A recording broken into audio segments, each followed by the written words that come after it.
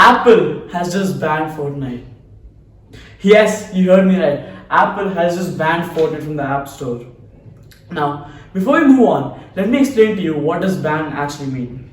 Apple has removed Fortnite from the App Store, which basically means that anyone who didn't have the app before 13th of August 2020 will not be able to download the game. Now, for the users like me who already have the game downloaded, good news for all of you guys. You guys can still play the game. But wait, if it's all good news, why am I even making this video? Well, there's one problem.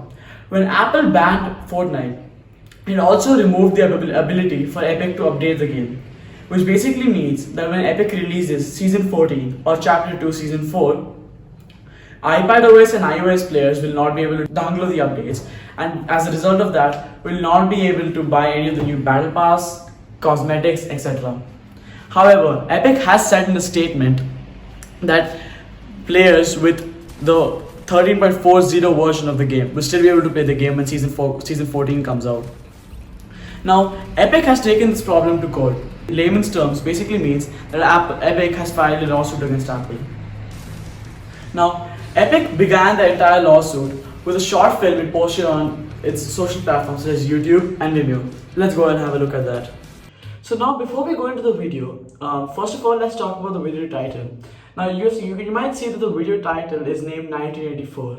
Well, at face value, it doesn't actually mean anything. Like, no one will understand anything. It's just a number, right? A 4-digit number. Well, guess what? 1984 actually has two meanings of it. One, a pretty obvious one, and one a little more deep. Let's go look at both of them.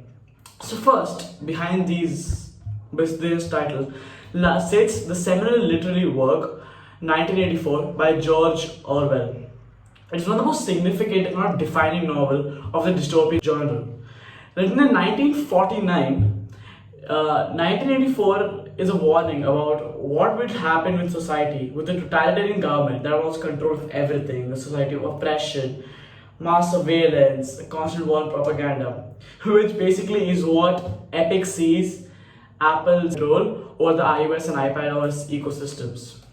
Now, another thing which can also be inferred from the 1984 thing is 1984 CE, like actual time. IBM was like a monopoly in manufacturing computers, which basically means that IBM would manufacture all computers, and Apple in 1984 gave out a kind of teaser, if you would say, which showed the release of Macintosh, which was the first competitor to IBM's monopoly within the desktop market.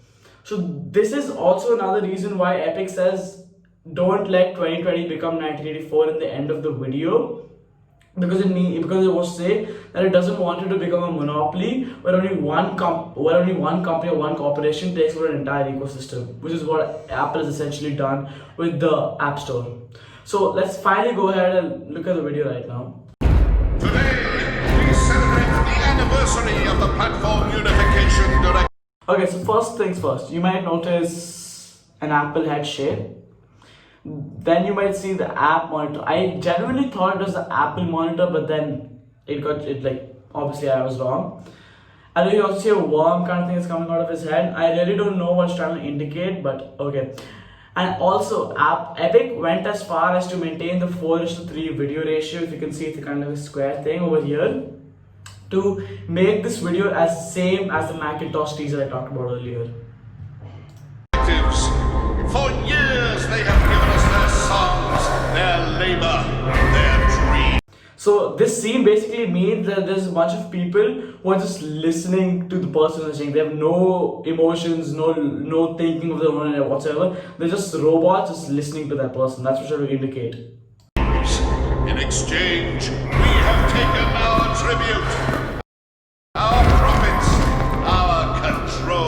Now, first things first, you will notice Apple should be entitled to the following commission of sales of licensed application. Now, many people didn't know this because obviously you can see that the colors not that easily visible.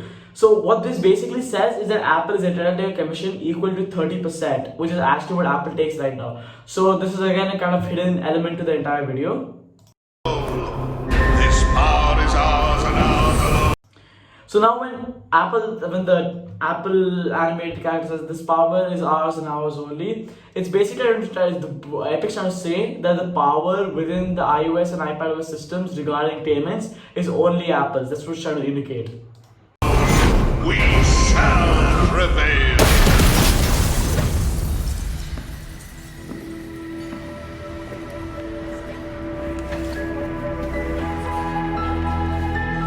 So now let me define this to you. Epic Games has defied the App Store monopoly, which is basically Apple's monopoly with the App Store. So Epic has countered that. In retaliation, Apple is blocking Fortnite from 1 million devices. Now, iPhones and iPads, the number of them sold and currently in active use right now, accounts to approximately 1 billion, which Epic also mentioned in its lawsuit document. So that basically means that when Apple removed it from the App Store, billion devices, which is an iPhone, iPads, iPods, etc., won't have access to the game. So join the fight to stop 2020 from becoming 1984. So explain how this correlates to the entire thing with IBM and then the book as well, the George Orwell book. Now you might also notice, for all of you who play Fortnite, this is the Bright Bomber skin. So even in the original Macintosh trailer, we had a person who got like a hammer, a pickaxe, whatever you would call it, and threw it at the screen. So basically, they're trying to show what the scene actually means is that it's trying to show the people to stop listening to them and have your own views, fight up, and that kind of thing. So that is the entire gist of the video. Okay, now that we have that out of the way, let's understand what Epic said in the lawsuit.